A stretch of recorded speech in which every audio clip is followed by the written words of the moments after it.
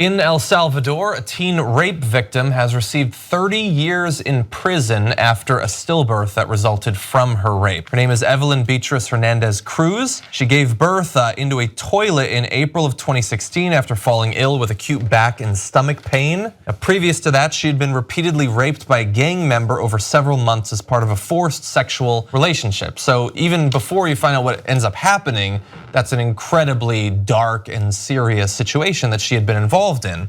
Now, after giving birth, she was arrested when police found the deceased fetus in the toilet. She spent a week handcuffed to a hospital bed while being treated for severe anemia and a urinary tract infection and has been detained ever since. So we're talking about over a year in detainment there. But imagine, again, before we even get into the legal repercussions, she has that long period of repeated rapes. She has the terrible situation, the health problems that result from it, and they handcuff her to the bed like she had broken a law. Now, of course, in El Salvador, abortion in all cases is illegal. So she had, although she had only broken El Salvador's laws, not any sort of moral or ethical law. But anyway, she ends up going to court. The female judge accepted the prosecutor's claims that Hernandez failed to seek antenatal care because she did not want the baby and threw him into the toilet, intending to kill him. In sentencing, the judge went further and suggested that Hernandez could not have been acting alone and that her mother may also be criminally responsible, because taking this girl who had been raped multiple times and throwing her in jail for 30 years isn't enough justice for them at this point. They want to go farther, possibly. Yeah. Now, Francisca, I know that you actually went down there and talked to her. I just want to make one thing clear before we go to that.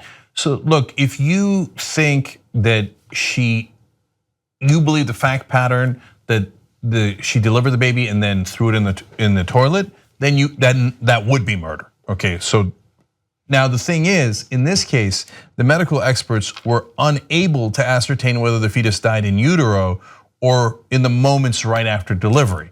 So that means obviously El Salvador has a different legal standards than we do. In America, it's beyond a reasonable doubt. That showed you right there that they obviously did not have evidence beyond a reasonable doubt that she had done that. She testified and everybody else around her said, no, that's not what happened. She had abdominal pain, didn't even know that that's what was happening, and her mom took her to the hospital, and then they realized, oh my God, she had a stillbirth, and that's what had gone into the toilet. I don't know who to believe there, except for the fact that medical experts said there's no way of knowing. And so if there's no way of knowing, you're gonna charge her with murder and know the entire context in El Salvador. If this was the only case, you could go, well, he said, she said, or we can't quite tell the fact pattern. But no, they've done this to dozens of women.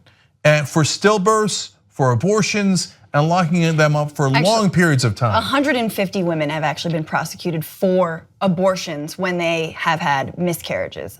So I mean, I actually met Evelyn Beatriz, who's right now 19.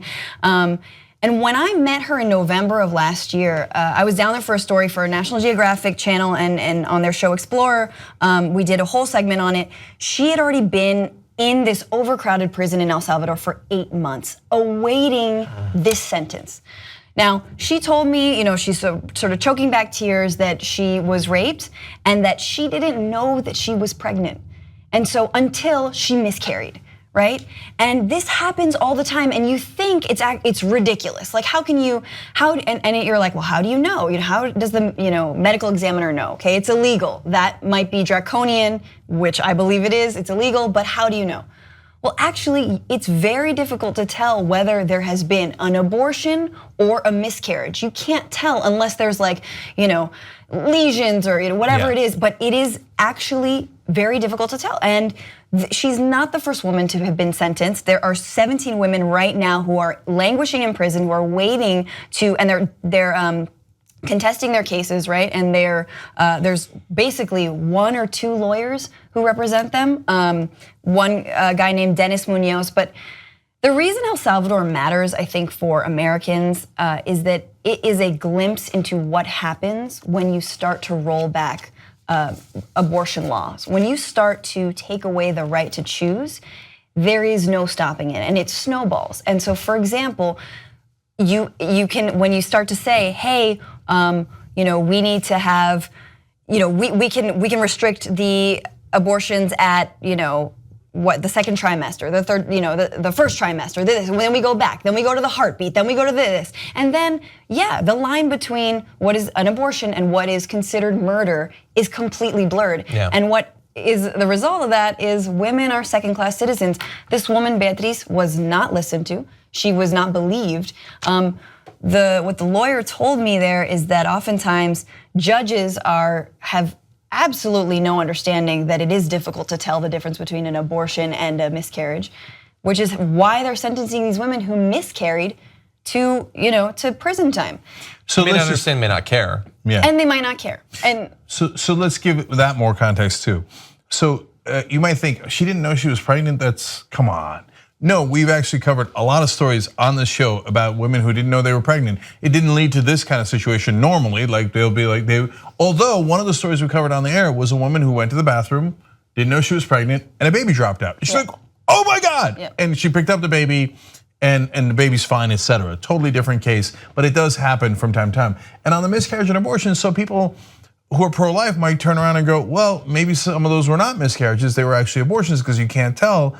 And hence they should be punished with 30 years in prison. Okay, I don't know that all of you think that, even if you're pro-life, but obviously some people in El Salvador, the government of El Salvador does. But also, it might not have been an abortion.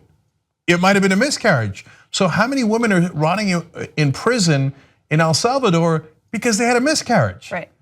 Jesus, I mean, so which brings us back to Jesus. Now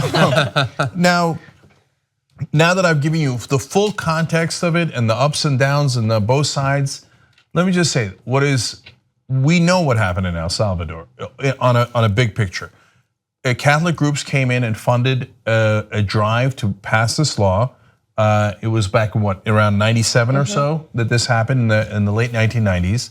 So almost 20 years ago, and the population is actually not in favor of it. There's a push right now to at least get an exemption for rape if the mother's life is in danger, and one other exception, but the government won't do anything about it. They refuse to have a vote so far for 4 months as people have been pushing for this. Yeah. So religious groups came in and said, miscarriage, stillbirth, whatever, okay? No exceptions, put them in prison for 30 years if they get an abortion. And mind you, just to put some context on this also, El Salvador is one of the most dangerous countries in the world. And also it has the highest rate of femicide, which is murder of women in the world. There's a reason that there is a mass influx of people seeking asylum, really, immigrants coming into Mexico, coming then to the United States from El Salvador. It is not a good place to be a woman, to be anyone. There's a lot of gang violence, as was experienced by Evelyn here. I think that the other thing to mention is there's another bill from their right-wing party, Arena, right now, that I met with the guy who's drawing it up. He wants to further criminalize abortion to be an automatic life sentence. Well, 30 years is not enough. No, you could get out. And meanwhile, I met a young woman who was sentenced to 30 years, another woman, right? Was sentenced, had a 3-year-old son when she was sentenced, and she was, I believe, something like around 20. She's been in there for 10 years already. Her son is 13. Yeah. So this is the pro-life position. So this is what happens. So it's like, again, the slippery slope. Like I think when we think about what that means for us in the United States is like, all right, like this is why we need to defend, abortion rights. This is why, whether or not you're pro-life or pro-choice, this is how draconian it can get. Yeah. When a mother's life, another situation, many situations where a mother has leukemia, needs treatment. Well, she's pregnant. And that baby will not be able to be carried to term. There's no way this baby is surviving.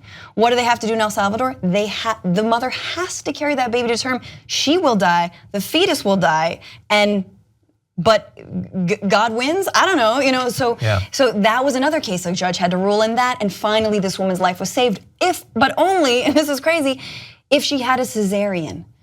So that it was like a birth, but not, right? She couldn't have a regular abortion. It wasn't a medical abortion. It was a cesarean. So I'm sure she was in amazing shape to have surgery performed on her at that point. Yeah, right, suffering from leukemia. So again, it is, I do not wish being a woman in El Salvador on anyone, and that country absolutely needs our solidarity and our support.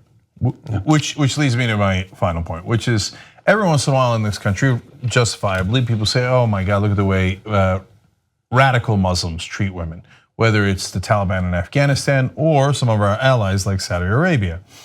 Well, there's Christian Sharia law as well, and there's Christian Taliban as well. And they treat women horribly as well in cases like this. So let's not ignore that. And if you're offended that I'm calling it Christian Sharia law, that's a sad day for you. That's literally what it is. Yeah. So for people who are not Christians and don't believe what you believe, I don't care what your religion is. I don't care what that Muslims think I shouldn't draw the Prophet Muhammad. That's like your opinion, man, but I'm not Muslim. And you think, well, women shouldn't have an abortion, then you don't have an abortion, right? I'm not interested in your Sharia law, whether you're Muslim or you're Catholic. In this case, it was the Catholic Church particularly that pushed forward on this bill. By the way, you're even wrong about your own Bible. You never even read it. In the Bible, it says that it is pro-abortion. God says if your wife cheated on you, give her a potion. And if you think she cheated on you, and if she aborts the baby, great, it means she did cheat on you and it's a good thing we killed that baby. Read the Bible, it's in Numbers. I didn't say that, God said that. Watch the Young Turks commercial free, download it or stream it, watch it any way you like at tytnetwork.com/join.